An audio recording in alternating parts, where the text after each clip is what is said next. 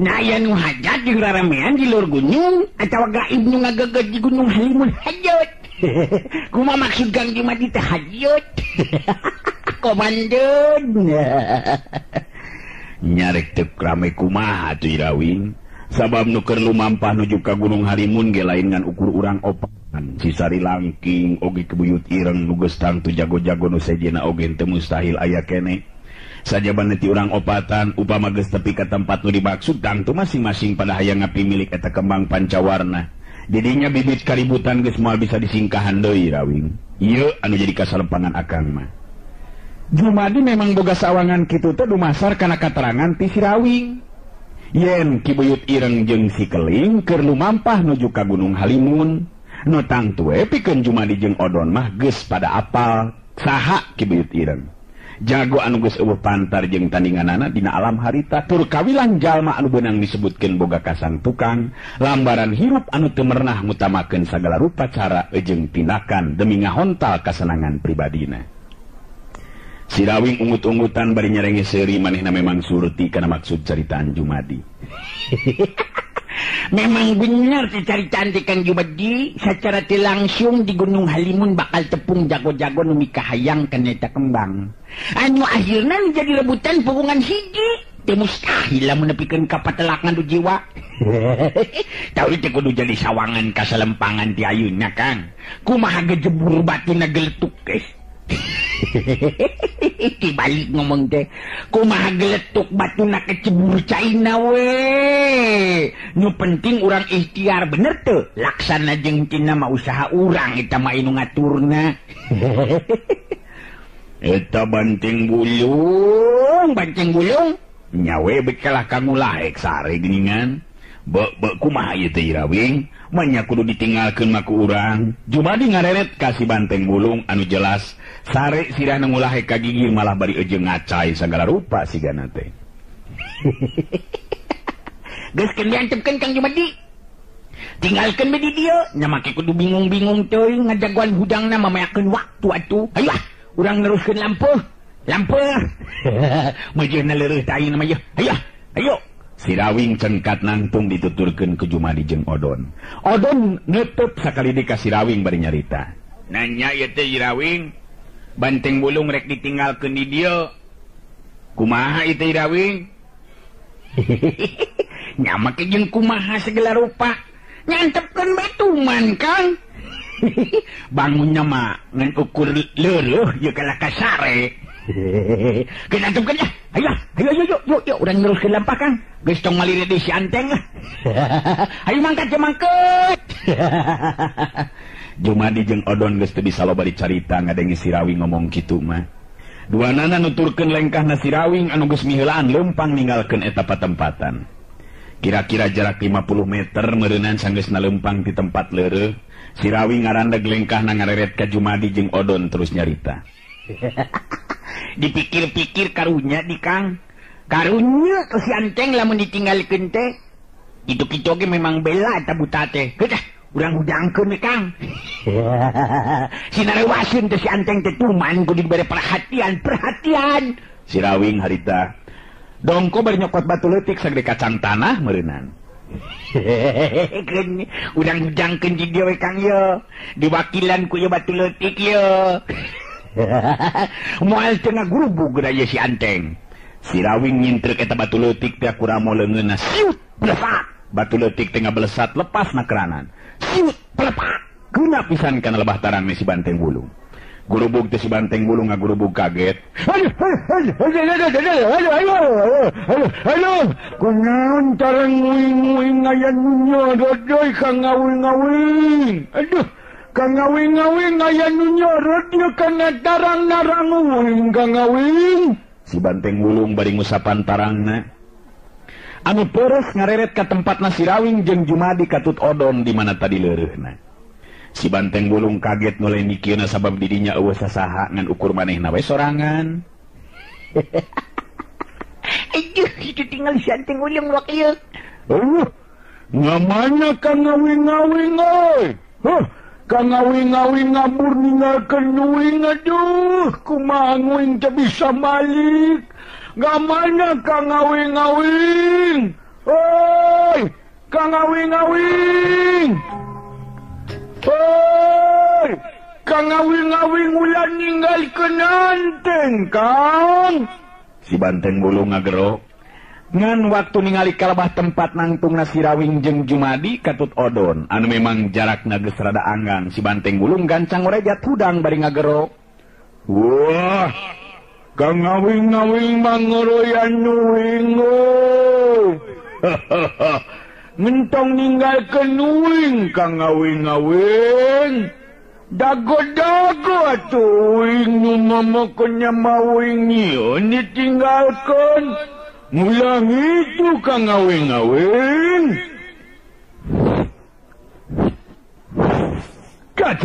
Gajeleng. Si Banteng Bulung ngagajeleng luluncatan mulu nyamperkeun kalebah tempat nasi Rawing. Tadina merek ditinggalkeun ku Akang Teteng, ngan dipikir di ku Akang kerunya cekeng teh sabab dinten teh anteng teh bela ka Akang.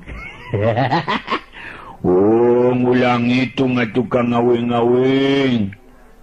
Mangnya ngarek tega Kang ngawing-kang si ngarunya be ngatu Kang ngawing-kang. Ngenggeskeun teu boga neon-neon jeung nyahan-nyahanya Kang. Nyantong kalah kasar atuh batur ngobrol di kalah karesar.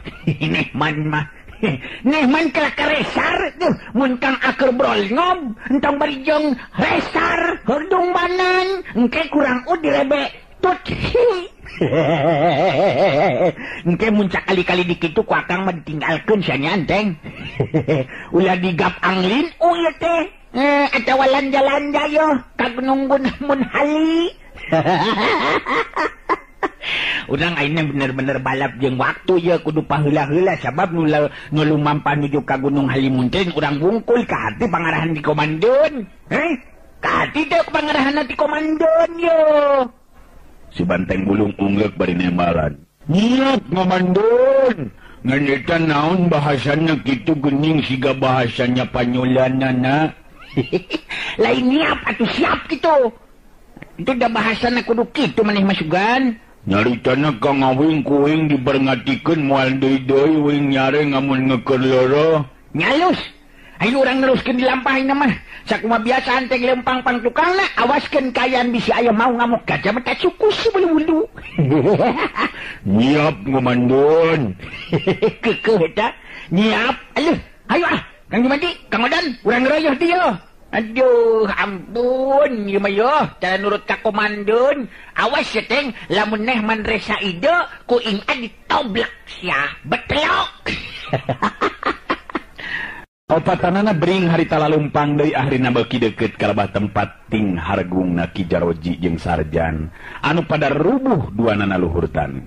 Sanajan can pati deukeut jarakna tapi si Rawing geus bisa ningali kalawan jelas yen di hareupeunana aya dua jirim jalma anu pada rubuh dina luhur lemah bari ting hargung nahan ka nyeri.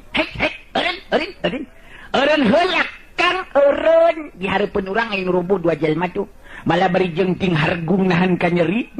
Sigana bae geus aya kajadian ieu patempatan ieu. Pasti ieu mah lamun kieu mah. Aduh. Iya bae.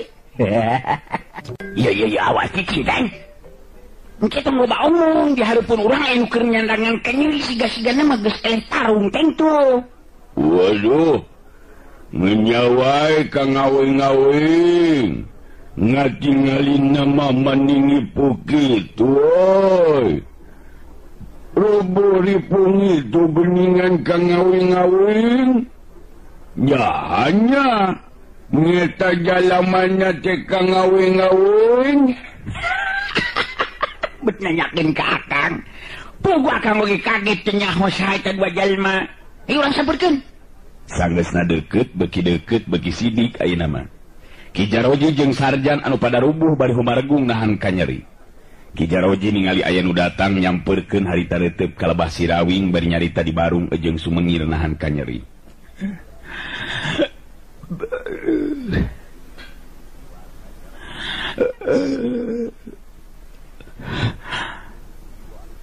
Sakisanak teh. Aduh, tulungan kuring. Leungit budi ilang daya tulungan kuring kidulur. Si Rawing nyamperkeun ngadeukeutan neuteup antep ka Ki Jaroji. Terus ngareret ka Sarjan bari nyarita. Keur naon ieu teh? Geus karolot duaan kala ketinggal orer kieu dina luhur kaneuh geuningan dina deukeut kamarir. Aya naon ieu teh? Keur anjang-anjangeun. Manya geus karolot kieu ulin bari guyang dina taneuh. Sarjan neuteup ka si Rawing bari nyarita. Aing keur anyang-anyangan. Aing tapi kula jeung anu jadi kurung ieu ngeukeun nyendangan kenyeri. Nu macakna anjen kodok nulungan.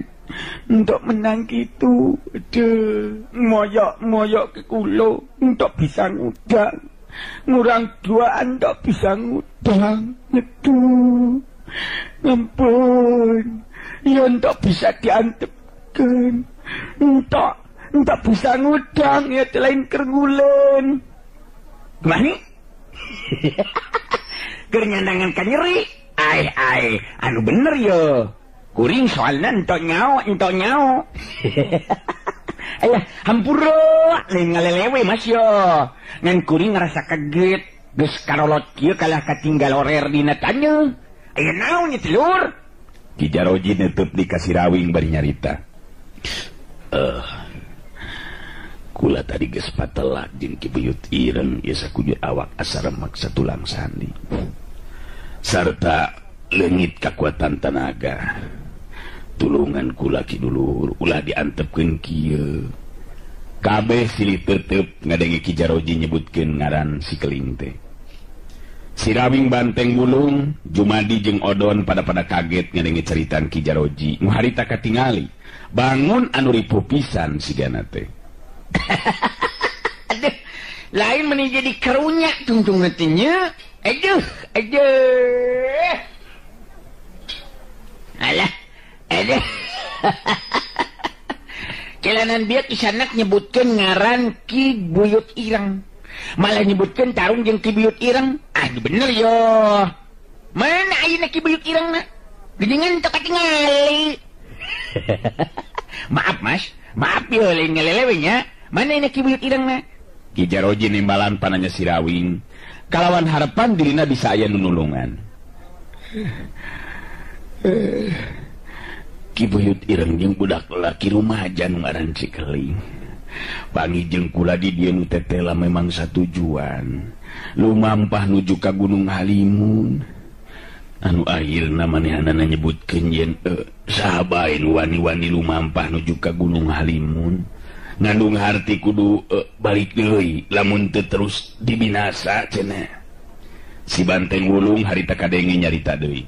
Wah, mendingan bieu dingomongkeun ka ngawing-ngawing si burut ngireng ngayang ngaliwat ngadieu. Aduh, namun kitu mah muju buru-buru dinyusul ku ngurang Kang.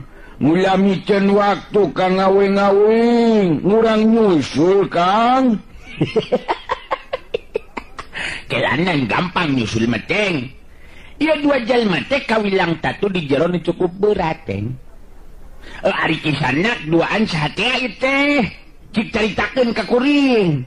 Saha di kaduaan teh? Bayan lebek kudu nyarita rada lila sabab kuring panasareun. Hayang nyaho ka kisanak duaan. Coba jelaskeun heula. Saha kisanak? Saha nu duaan teh kumaha mimitina pangnenepikeun ka bantro kakuatan jeung Ki Buyut Ireng? Si Rawing antukna menjadi katarik hatena. Hayangnya mimitina ngeunaan kajadian nu karandapan ku Ki Jaroji jeung muridna.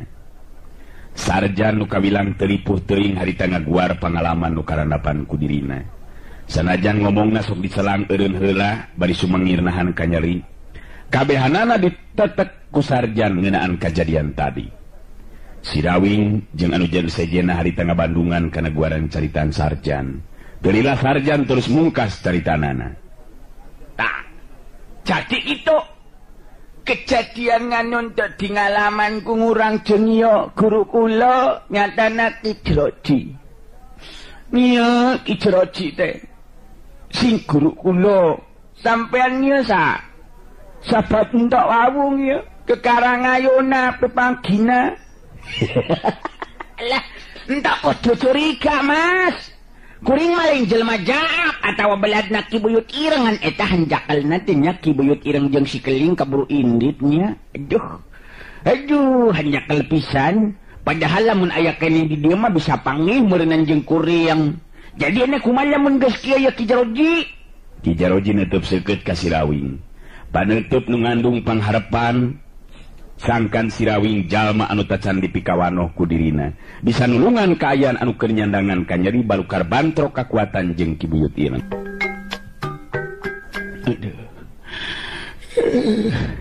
Sari ujang teh kula minta tulung ulah nepikeun karipuh kieu Ki Dulur. Tulungan kula atuh anjeun teh. Aina kuring ngabanohkeun heula diri Ki Jaroji. Ngaran kuring nu katelah Sirawing. Sedengkeun ieu dulur kuring nu awakna siga buta, teu lumrah jeung jalma biasa, nyatana si Banteng Wulung alias Bargole. Ieu nu duaan deui sarua dulur kuring keneh nyaeta Kang Jumadeuy jeung Kang Odon. Lumampah pangna nepikeun ka ngambah ka ieu patempatan tayaliannya terek nuju ka Gunung Halimun lantaran boga karep hayang menangkeun kembang Pancawarna kitu ta Lur. Ki Jaroji silih tetep jeung sarja nu jadi muridna. Kawilang kaget anu lain di kieu ngadenge caritaan Sirawing teh. Da puguh ngaran Sirawing kawilang geus dipikawanoh ku dirina. Tembong parobahan Ki Jaroji jadi semu marahmai. Terus nyarita deui ditujukeun ka Sirawing. Jadi ieu teh Jang Rawing teh ya. Bagja pikeun diri kula Jang Rawing. Ari sabab teu sangka bisa tepung di dieu geuningan. Beuki gede harapan kula bisa ditulungan atuh. Nah, Ki Jaroji make nyarita kitu. Acan puguh kuring daek jeung bisa nulungan Lur. Da ente meni sok ngagampangkeun kitu bae Ki Jaroji mah. Ari sabab kula geus lila ngadenge ngaran Jang Rawing jago anu nanjeurkeun adil jeung bener. Ngabasmi sagala rupa bentuk kajahatan, katut kadoliman, malah tulung ka sasama dumasar kana eta kayaan kula boga kayakinan. Yen Jang Rawing tangtu bakal nulungan ka diri kula. Si Banteng Bolong kadenge ngomong deui. Wah, Kang Awing, netelang ningan kitu Kang. Ngayon nama ngayon rang susul si Keling Kang. Murang ulah micenan waktu nganu tepugu-pugu Kang. Cicing lah nanteng. Ulangan ukur mentingkeun kapentingan sorangan atuh Ceng. Jelas si Ki Jaroji jeung Mas Sarjan teh keur nyandangan ka nyeri kawilang tatu di jero. Eta si Keling bet jadi kabawakeun ku Ki Buyut Ireng. Aduh. Eta teu panuju pikeun Kang Mateng. Sigana mah lamun teu buru-buru digeuing kalakuan si Keling jadi balik dicara ti heula-heula ieu. Jadi ngobrol jeung si Anteng di teh we. Wah. Namun itu mangurang indit be ngayeuna mah Kang Awing-awing. Ngurang indit be ngayeuna mah Kang Awing nyusul nyi Keling anu dibawa ku Simburut Ngireng Kang.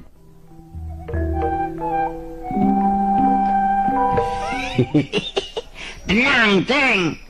Pokoknya komandan anu nangtukeun putusan ka hati Ceng. Nyiap komandan. Cicing lihat tuh. Bila bakal lo bercerita, Ceng. Nyiap, komandan. Nyiap, we. Siap gitu. Ki Jaroji Mas Sarjan. Kuring jadi era yeuh lamun teu nyulungan kayaan Ki Jaroji jeung Mas Sarjan. Sabab eta beja ngeunaan ngaran kuring teh kitunya. Hebat anu ngaran Sirawing teh nya. Nya kira-kira hayang gitu Ki Jaroji ditulungan ku kuring. Terus lamun geus rada jag-jag kekerek neruskeun lampah ka Gunung Halimun. Meredeui sapasang panon Ki Jaroji. kurasaan mages teu untupan deui Jang Rawing. Ari sabab kula memang ngarti pikeun ngambah ka Gunung Halimun bakal menang halangan ti jalma anu ngaran Ki Buyut Ireng. Hanya syukur atuh lamun kitu mah Ki Jaroji. Memang nu geus menang halangan di tengah jalan mah ulah maksakeun diri Ki bisi cilaka di jalun. Ieu mah lain erek ngabunggubaran lain rek ngubaran ye Ki Jaroji masarjeun. Sabab kuring lain dukun ngan susuganeun kuring bisa seutikna ngabantu sangkan ulah karasa nyeri teuing. Sabab anu nangtukeunna mah lain kuring tapi nu maha kawasa anu kawasa segala rupana. Gitu sidik cik urang buka heula bajuna cikan cik. Si Rawing memang tetegaeun hatena upama kudu ngantep kayan Ki Jaroji jeung Sarjan anu jadi muridna anu sok sanajan lamun ngingetkeun kana kapentingan pribadi mah hayang buru-buru neruskeun lampah pikeun nyusul si keling menjadi anakna. Si Rawing anu geus nyangking ilmu pancatunggal memang geus paham deui kana tata cara geusan mulihkeun kakuatan. Sakur anu tatu di jero alatan bantrok kakuatan tina dua dampaleungeunna si Rawing anu tempelkeun kana dada Ki Jaroji karasa aya wahaneut anu nembus kana sakujur badana anu saterusna ngusir rasa kanyeri anu nyalia rasa kujur awakna. Saterusna lalaunan tanaga Ki Jaroji nu tadina leungit tebet kumpul deui aya kakuatan sanajan teu langsung sakaligus. Hal saperti nu dilakukeun ku si Rawing teh tangtu pamohalan bisa dilakukeun upama ku jago biasa nu tacan nyangking ilmu nepikeun kana puncakna.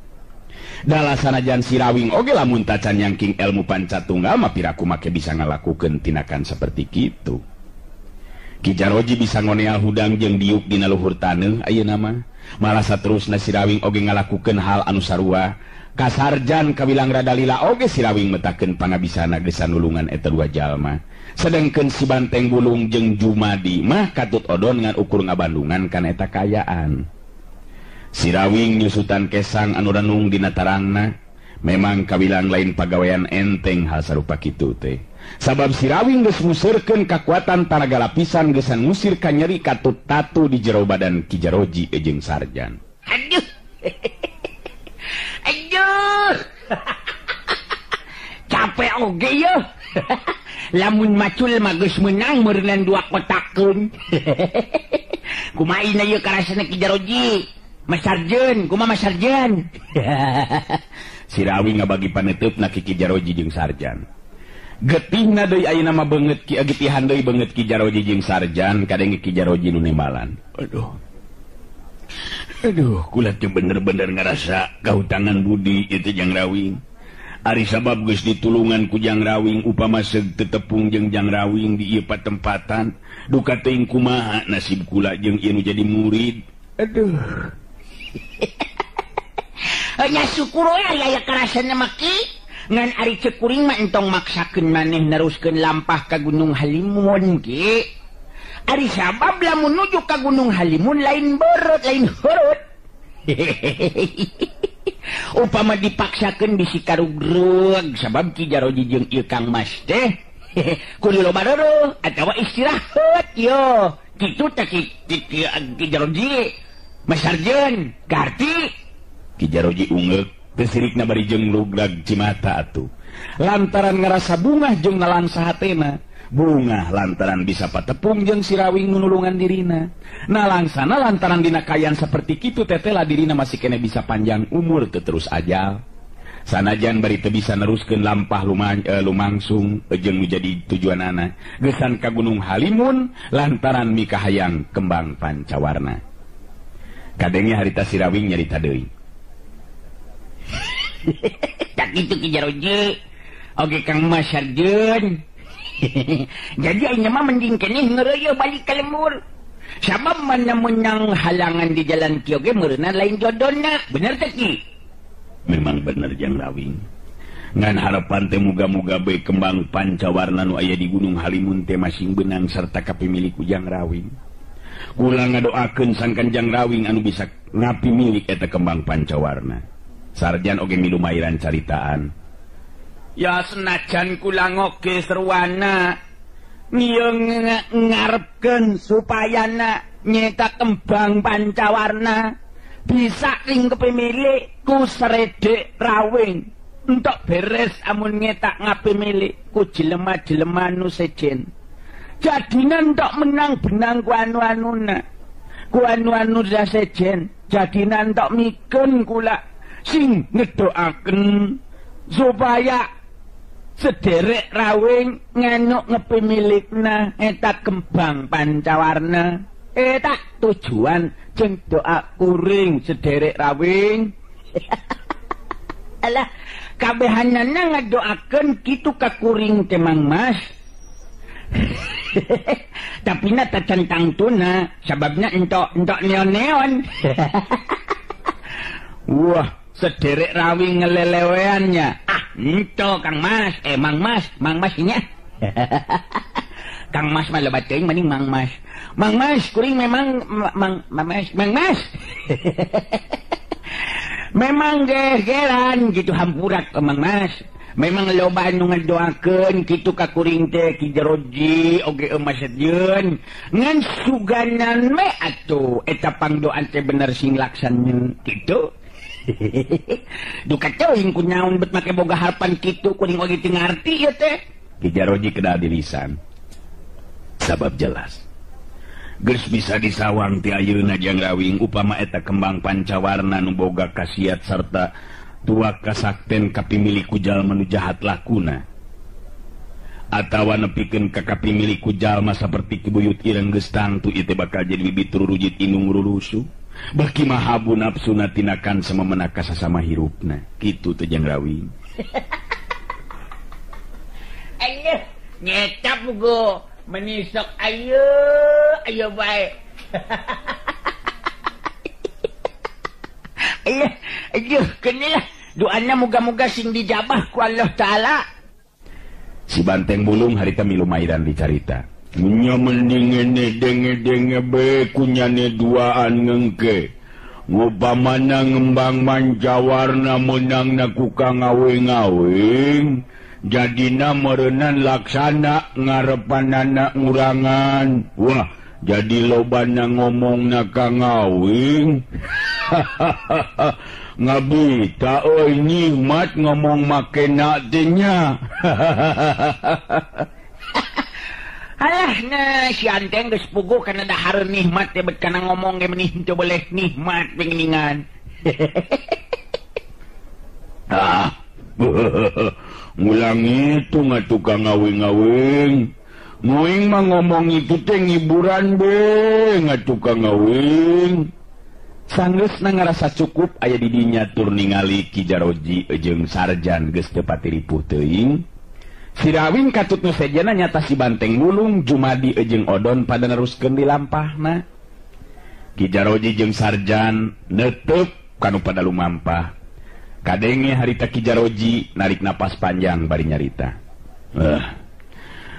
Bener-bener urang bagja Sarjan. Upama teu tepung jeung si Rawing duka ting kumaha nasib urang ayeuna geus tangtu meureun urang teh bakal ngalungsar tanpa daya di patempatan. Sarjan neutup ka guruna bari nyarita. Memang entok nyangka entok nyaon sugan teh lain si Rawing teh anto aneh ngamun bisa ngubaran ngurang Ki Guru. Eluh, waktosna geuningan parantos teh nyekapan atuh cag urang cekapkeun dugi ka dewe heula atuh acara Dongeng Kiwari neraskeun carios si Rawing Kiwari garapan Wakepoh Kiwari hatur nuhun permios.